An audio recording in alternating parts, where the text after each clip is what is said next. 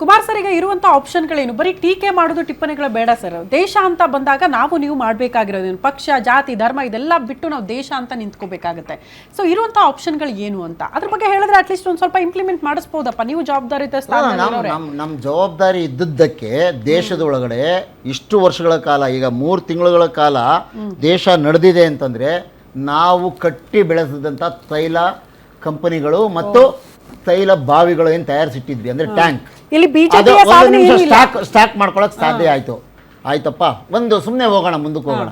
ವಿದ್ಯುತ್ ತಯಾರಿಸೋದಕ್ಕೆ ನಾವು ಏನು ಹಳೆ ಯೋಜನೆಗಳು, ನೀರಾವರಿ ಯೋಜನೆಗಳ ಮುಖಾಂತರ ಅಥವಾ ಅಣು ವಿದ್ಯುತ್ ಕೇಂದ್ರಗಳ ಮುಖಾಂತರ ಏನು ವಿದ್ಯುತ್ ತಯಾರಿಸ್ತಾ ಇದ್ವೋ ಅದನ್ನು ಬಿಟ್ಟು ಒಂದು ಹೆಜ್ಜೆ ನಾವು ಸೌರ ವಿದ್ಯುತ್ತು ಅಥವಾ ಗಾಳಿ ಯಂತ್ರಗಳ ಮುಖಾಂತರ ವಿದ್ಯುತ್ ತಯಾರಿಸ್ಕೊಂಡು, ಈಗ ನೀವು ಹೇಳ್ತಿದ್ದಾರೆ ನಾವು ಗ್ಯಾಸ್ನ ಬಳಕೆ ಅದ್ರ ಮೇಲೆ ಅವಲಂಬನೆ ಕಡಿಮೆ ಮಾಡಬೇಕು ಅಂದರೆ ಕಾರ್ಗಳದು ಮತ್ತು ಸ್ಕೂಟ್ರುಗಳದು ಮತ್ತು ಎಲೆಕ್ಟ್ರಿಕ್ ಎನರ್ಜಿನ ಜಾಸ್ತಿ ಬಳಸ್ಕೋಬೇಕು ಅಂತ ಹೇಳ್ತೀವಿ.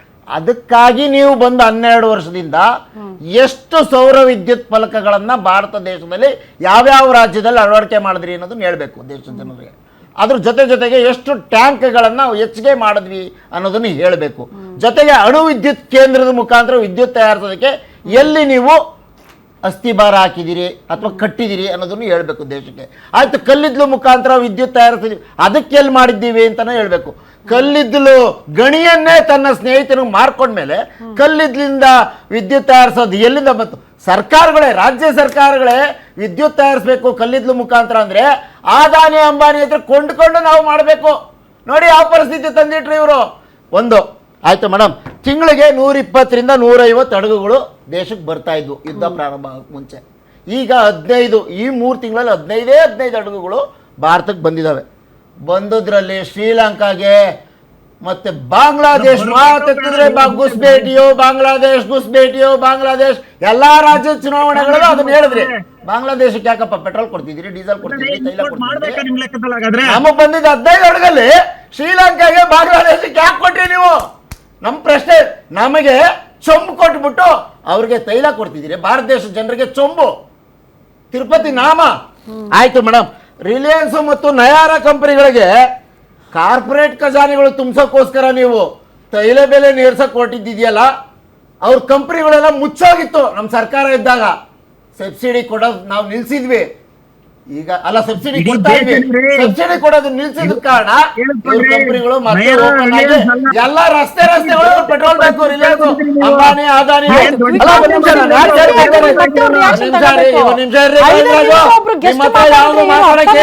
ಇಲ್ಲ, ಸುಳ್ಳಿನ ಸರ್ಕಾರ ಯಾವ ರೀತಿ ರಿಫಾರ್ಮ್ಸ್ ಮಾಡ್ಬೋದು ಎಷ್ಟಿತ್ತು? 58 ರೂಪಾಯಿ ಇತ್ತು. ಯುದ್ಧ ಪ್ರಾರಂಭ ಆಗಕ್ ಮುಂಚೆ ಎಷ್ಟಿತ್ತು? 95 ರೂಪಾಯಿ ಇತ್ತು. ಯುದ್ಧ ಪ್ರಾರಂಭ ಆಗಿ 3 ತಿಂಗಳಿಗೆ 96 ರೂಪಾಯಿ ಬಂದ್ಬಿಟ್ಟಿದೆ.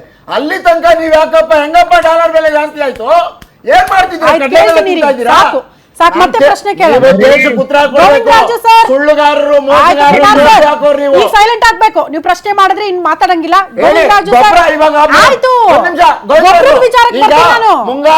ಮುಂಗಾರು ಹಂಗಾಮ್ ಪ್ರಾರಂಭ ಆಗ್ತಿದೆ ದೇಶದಲ್ಲಿ. ನನಗೆ ಚೀರಾಡಕ್ಕಾಗಲ್ಲ ಸರ್, ಚೀರಾಡಕ್ಕಾಗಲ್ಲ. ಅಯ್ಯೋ ರೈತರಿಗೆ ಈಗ ಸುಮ್ನಿರಿ ಕುಮಾರ್ ಸರ್, ಇಂಟರ್ಫಿಯರ್ ಆಗ್ಬೇಡಿ. ಗೋವಿಂದರಾಜು ಸರ್, ಓಕೆ, ಈಗ ಉತ್ತರ ಕೊಡಿ ಸರ್. ಉತ್ತರ ಕೊಡಿ ಸರ್. ಮೇಡಮ್, ಇವತ್ತು ಕಾಂಗ್ರೆಸ್ ಅವ್ರು ಅರ್ಥ ಮಾಡ್ಕೋಬೇಕು. ಮೊದಲು ಒಂದು ಗ್ಯಾಸ್ ಕನೆಕ್ಷನ್ ನೀವು ಮಾತಾಡಿದ್ರೆ ಡಿಬೇಟ್ ಸ್ಟಾಪ್ ಮಾಡಿಸ್ಬಿಡ್ತೀನಿ ಸರ್. ಕುಮಾರ್ ಸರ್, ನೀವೇ ಮಾತಾಡಿದ್ರೆ ಡಿಬೇಟ್ ಬೇಡ. ಕೊಡಲ್ಲ ಅಂದ್ರೆ ಹೇಳಿ ಗೋವಿಂದರಾಜು ಸರ್. ಒಂದು ಮೊದ್ಲು ಗ್ಯಾಸ್ ಕನೆಕ್ಷನ್ ತಗೋಬೇಕು ಅಂದ್ರೆ ಅಪ್ಲೈ ಮಾಡಿ 5 ವರ್ಷ ಕಾಯ್ಬೇಕಾಯ್ತು ಮೇಡಮ್. ಇವತ್ತು ಅಂತ ಪರಿಸ್ಥಿತಿ ಇರ್ಲಿಲ್ಲ. 5 ನಿಮಿಷದಲ್ಲಿ ಕನೆಕ್ಷನ್ ಮನೆ ಕೊಡ್ತಾರೆ. ಇವತ್ತು ಏನು ವಿದ್ಯುತ್ತಿನ ಅಭಾವ ಅನ್ನೋದು ಕಾಡ್ತಾ ಇತ್ತು ದೇಶದಲ್ಲಿ. ಕಳೆದ 12 ವರ್ಷದಿಂದ ಸುಮಾರು 300 ಗಿಗಾವ್ಯಾಟ್ ಗಿಂತ ಇವತ್ತು ದೇಶದಲ್ಲಿ ಸೌರ ವಿದ್ಯುತ್ತನ್ನ ನಾವು ರಿನೋಬಲ್ ಎನರ್ಜಿನ ಕಟ್ಟೋದಕ್ಕೆ ಯಾವ ರೀತಿಯ ಯೋಜನೆಗಳು ತರಬೇಕು, ಸನ್ಮಾನ್ಯ ಮೋದಿ ಅವರ ನೇತೃತ್ವದಲ್ಲಿ ಸಾಕಷ್ಟು ಇರಡ ಮೂಲಕ ಇವತ್ತು ದೇಶದಲ್ಲಿ ಉತ್ಪಾದನೆ ಆಗ್ತಾ ಇದೆ. ಇವತ್ತು ದಿನ ಬೆಳಗಾದ್ರೆ ನಾವು ಕರೆಂಟಿನ ಸಮಸ್ಯೆ ಫೇಸ್ ಮಾಡ್ತಾ ಇದ್ವಿ ಇಂದಿನ ಸರ್ಕಾರಗಳಲ್ಲಿ. ಇವತ್ತು ಅಂತ ಸಮಸ್ಯೆಗಳಿಲ್ಲ. ನಿರಂತರವಾಗಿ ಇವತ್ತು ವಿದ್ಯುತೀಕರಣ ಆಗಿರ್ತಕ್ಕಂಥದ್ದು, ರೈಲ್ವೆ ಎಲೆಕ್ಟ್ರಿಫಿಕೇಶನ್ ಆಗಿರ್ತಕ್ಕಂಥದ್ದು, ರಸ್ತೆಗಳು ಅಭಿವೃದ್ಧಿ ಆಗಿರ್ತಕ್ಕಂಥದ್ದು, ಇವೆಲ್ಲವನ್ನು ಮಾನದಂಡದಲ್ಲೇ. ಯಾಕೆಂದ್ರೆ ದೇಶ ಅಭಿವೃದ್ಧಿ ಕಂಡಿದ್ದು ಕಳೆದ 12 ವರ್ಷದಿಂದ. ಕೇಳಿಸ್ಕೊಳ್ರಿ, ಟೋಲ್ ಬಿಟ್ಟಿಯಾಗಿ ಏನ್ ಮಾಡಿಲ್ಲ ನೀವು ರಸ್ತೆನ 65 ವರ್ಷಗಳ ಕಾಲ ಆಡಳಿತ ಮಾಡಿದಂತವ್ರು ಒಳ್ಳೆ ರಸ್ತೆ ಕೊಡ್ಲಿಲ್ಲ, ಮನೆಗ್ ಬೇಕಾದ ಅನಿಲ ಕನೆಕ್ಷನ್ ಕೊಡ್ಲಿಲ್ಲ, ಗೊತ್ತು, ಒಂದ್ ಟೆಲಿಫೋನ್ ಉಜಾಲ ತಗೋಬೇಕಾದ್ರೆ ಯೋಜನೆ ಅಲ್ಲ, ಅಲ್ಲ, ಗೊತ್ತಿದೆ ಗೋವಿಂದರಾಜು ಜನಕ್ಕೆ. ಸರ್, ಈಗ ಅವ್ರು ಏನ್ ಕೇಳ್ತಿದಾರೆ ಅಂದ್ರೆ ಕಾಂಗ್ರೆಸ್ ಏನು ಈಗ ತೈಲ ಸ್ಟಾಕ್ ಮಾಡ್ಕೊಳ್ಳೋದಕ್ಕೆ ಏನ್ ಟ್ಯಾಂಕರ್ಗಳಿತ್ತೋ ಅಥವಾ ಸ್ಟೋರೇಜ್ಗಳಿಗಿತ್ತೋ ಅದನ್ನ ನಾವು ಮಾಡಿರೋದು ಮಾತ್ರ ಹೆಚ್ಚುವರಿಯಾಗಿ ಈಗ ಬಿಜೆಪಿ ಏನು ಮಾಡ್ಲೇ ಇಲ್ಲ ಅಂತ. ಮಾಡಿದ್ರೆ ಅದ್ರ ಬಗ್ಗೆ ಲೆಕ್ಕ ಕೊಡ್ಬೇಕು. ಸ್ಟೋರೇಜ್ ಅವಕಾಶಗಳಿದ್ರೆ ಸ್ಟೋರ್ ಮಾಡ್ಕೊಳ್ಬಹುದಾಗಿತ್ತು. ಈಗ ಸ್ಟೋರೇಜ್ಗೆ ಅವಕಾಶ ಇಲ್ಲದೆ ಇರೋದಕ್ಕೆ ಸಮಸ್ಯೆ ಫೇಸ್ ಮಾಡ್ತಾ ಇದೆ ದೇಶ ಅಂತ. ಇಲ್ಲ, ಆ ಒಂದ್ರ ಕಡೆನೂ ಆಲ್ರೆಡಿ ಈಗ ಸ್ಟೋರೇಜ್ಗೆ ಯಾವ ರೀತಿಯಾದ ಮಾಡ್ಕೊಬೇಕಂತ ಈಗ ಆಲ್ರೆಡಿ ಸಮಸ್ಯೆ ಬಂದಿದೆ.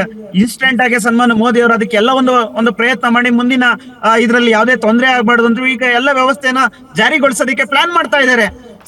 ಈ ಸಮಸ್ಯೆ 1962 ಸಮಸ್ಯೆ ಬಂದಂತ ಸಂದರ್ಭದಲ್ಲಿ ಈಗ ಮಾಡೋಂತ ಇದನ್ನ ಅವತ್ತೇ ಮಾಡಿದ್ರೆ ಬಹುಶಃ ಈ ಸಮಸ್ಯೆ ಆಗ್ತಿರ್ಲಿಲ್ಲ. ಈಗ ಮಾಡ್ಬೇಕು ಅನ್ನೋದು ಒಂದು ಈ ತರ ಸಮಸ್ಯೆ ಜನಸಂಖ್ಯೆ ಏನ್ರಿ, ದೇಶದ ಭೌಗೋಳಿಕ ವ್ಯವಸ್ಥೆ ಗೊತ್ತೇನ್ರಿ ನಿಮ್ಗೆ? ಇವತ್ತಿನ ಜನಸಂಖ್ಯೆ ಎಷ್ಟಿತ್ತು? ಇವತ್ತಿನ ಜನಸಂಖ್ಯೆ ಎಷ್ಟಿದೆ? ನಿಮ್ಮ ಗುರು ಬಿಜೆಪಿಗೆ ಅವ್ರಿಗೂ ಸಂಬಂಧ ಇಲ್ಲ. ಬಿಜೆಪಿಗೆ ಅವ್ರಿಗೂ ಸಂಬಂಧ ಇಲ್ಲ. ಈಗ ಲಿಂಕ್ ತರ್ಬೇಡಿ. 10 ಜನ ಮಕ್ಕಳು ಹುಟ್ಟಿಸಿ ಅಂತ ನಾಗ್ಪುರದಲ್ಲಿ ಕೂತ್ಕೊಂಡು ಹೇಳ್ತಿದ್ದಾನಲ್ಲ ಯಪ್ಪ, ಗೊತ್ತಾಗ್ತಿದೆ ಈಗ ನಿಮ್ಗೆ ಕಷ್ಟ? ಯಾರು RSS ನಲ್ಲಿ ಕಾರ್ಯಕ್ರಮದಲ್ಲಿ ಹೇಳಿದ್ದ ನೀವು ಹೇಳ್ತಾ ಇರೋದು? ಇರಿ ಸರ್, ಕುಮಾರ್ ಸರ್, ಅದಕ್ಕೂ ಲಿಂಕ್ ತರಬೇಡಿ. ಗೋವಿಂದರಾಜು ಸರ್ ಹೇಳಿ. ಬೇರೆ ಏನೇನೋ ಚರ್ಚೆ ಮಾಡ್ತಿರಲ್ರಿ. ಜನಸಂಖ್ಯೆ ಜಾಸ್ತಿ ಆದ್ರೆ ನೀವು ದೇಶ ಹೆಂಗ್ರಿ ಉದ್ಧಾರ ಮಾಡ್ತೀರಿ ಅದನ್ನ ಹೇಳ್ರಿ. ರೀ, ಎಷ್ಟು ಜನಸಂಖ್ಯೆ ಇದೆ ಈಗ ಹೇಳಿ, ಗೊತ್ತಾ? ಹೇಳಿ, ಎಷ್ಟಿದೆ ಹೇಳಿ. ಗೋವಿಂದರಾಜು ಸರ್ ಬಿಟಾಕಿ ಈಗ ದೇಶದ ಪರಿಸ್ಥಿತಿ ಮತ್ತು ದೇಶವಾಸಿಗಳ ಬಗ್ಗೆ ಮಾತಾಡಿ ನೀವು.